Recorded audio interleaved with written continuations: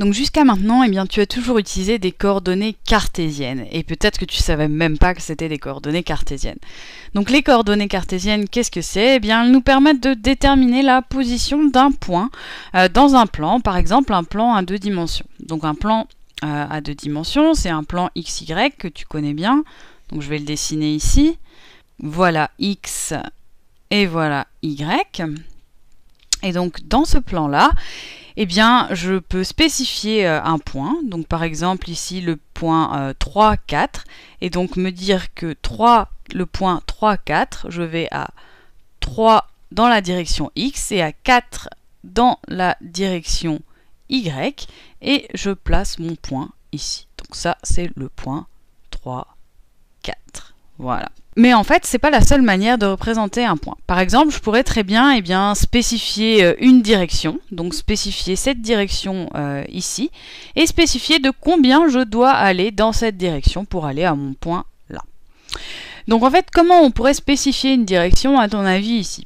Eh bien, une chose assez facile, ce serait par exemple de prendre l'angle ici entre l'axe des X et cette direction-là. Donc là, j'aurai une direction selon l'angle θ ici, et de combien je dois aller selon cette direction-là, eh bien ce serait cette longueur-là en vert, et ce serait par exemple R.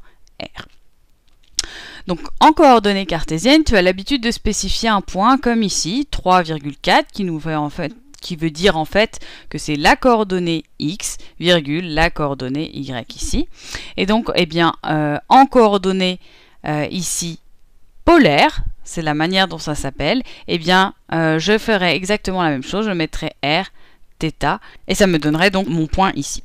Donc la question que je peux avoir ici, c'est comment est-ce que je retrouve ces coordonnées polaires alors que je connais les coordonnées cartésiennes ici. Donc comme ça, on va en voir un petit peu plus clair qu'est-ce que r et θ réellement. Donc là, ce que je peux placer sur mon graphique ici, c'est les distances, celle-ci et celle-ci. Donc qu'est-ce que je sais sur ces distances-là? Je sais que ce point-là, c'est le point 3, 4. Donc ici, cette distance-là sur les x, c'est 3. Et sur les y, ici, c'est 4. Donc ici, j'ai un triangle rectangle là. Et en fait, je vais utiliser simplement les propriétés du théorème de Pythagore ici pour retrouver la distance r. Donc r, qu'est-ce que c'est là? C'est l'hypoténuse de mon triangle ici. Et donc je sais que, la distance de l'hypoténuse au carré, c'est égal à la somme des carrés des distances de chaque côté. Donc c'est égal à 3 carrés plus 4 au carré. Donc 3 carrés, ça nous fait 9, plus 4 au carré, 16, est égal, donc 9 plus 16 est égal à 25. Donc r doit être positif puisque c'est une distance. Donc ça va être égal à racine de 25, c'est-à-dire 5. Donc j'ai une valeur pour r. Maintenant, comment est-ce que je trouve une valeur de θ? Pour trouver une valeur de θ, je vais utiliser ce que je sais déjà des relations de trigonométrie. Et là, je vais te rappeler la formule magique qui est SOHCAHTOA. SOHCAHTOA. Donc si tu sais plus ce que c'est que SOHCAHTOA, je t'invite à re-regarder les vidéos de trigonométrie. Et donc ici, on cherche une relation entre l'angle θ et les côtés dont on connaît déjà les longueurs. Donc je connais déjà en fait le côté adjacent à l'angle θ et le côté opposé à l'angle θ. Donc opposé et adjacent, ça me pousse à utiliser la tangente ici.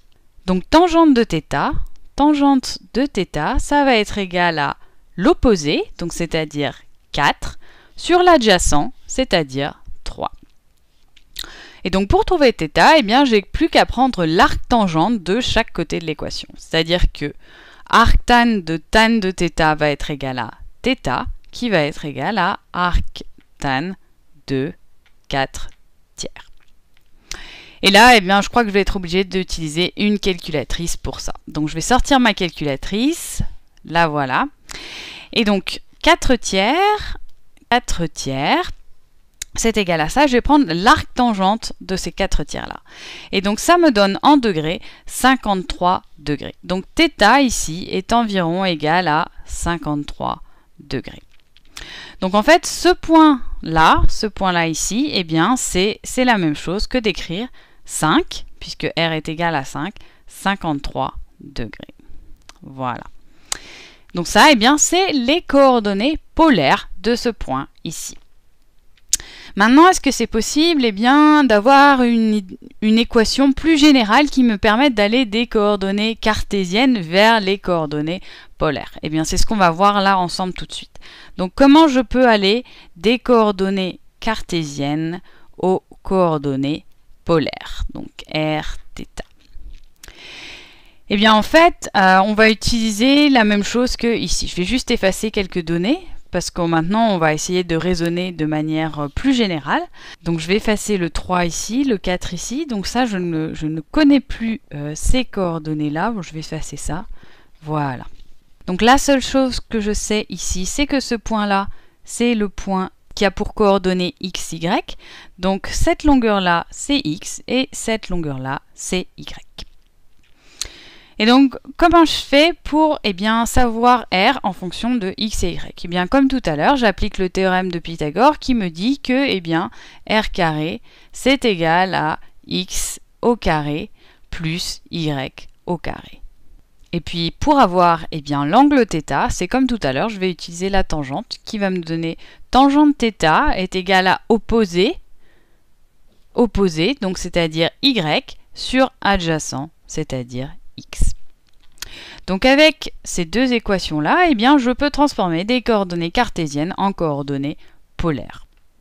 Donc maintenant, en fait, comment je ferais pour faire l'inverse, c'est-à-dire partir des coordonnées polaires et retrouver les coordonnées cartésiennes associées au point? En fait, il suffit juste que j'utilise, pareil, les relations de trigonométrie que je vais pouvoir trouver dans mon triangle ici. Donc, je cherche de quelle manière je peux trouver y en fonction de r et θ. Donc y et r, qu'est-ce que c'est par rapport à θ? Eh bien, c'est r, c'est l'hypoténuse, et y, c'est le côté opposé.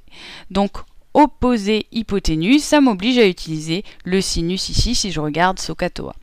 Donc, sinus de θ, c'est égal à opposé, donc y, sur hypoténuse, c'est-à-dire r. Donc on a y est égal à r sinus de θ. Maintenant pour x, pour x, je regarde la même chose, c'est-à-dire que je cherche à exprimer x en fonction de r, qui est donc l'hypoténuse, et en fonction de θ. Donc x pour θ, c'est le côté qui est adjacent. Donc il me faut une relation qui lie θ, l'hypoténuse, et le côté adjacent. C'est-à-dire que c'est le cosinus, ici. Donc j'ai cosinus de θ qui va être égal à x sur r, et ça, c'est x qui est égal à r cosinus θ. Donc en ayant ces deux relations-là, je peux transformer des coordonnées polaires en coordonnées cartésiennes. Et ici, en ayant ces deux relations ici, je peux transformer des coordonnées cartésiennes en coordonnées polaires. Et maintenant, on va voir dans une vidéo suivante comment on applique tout ça.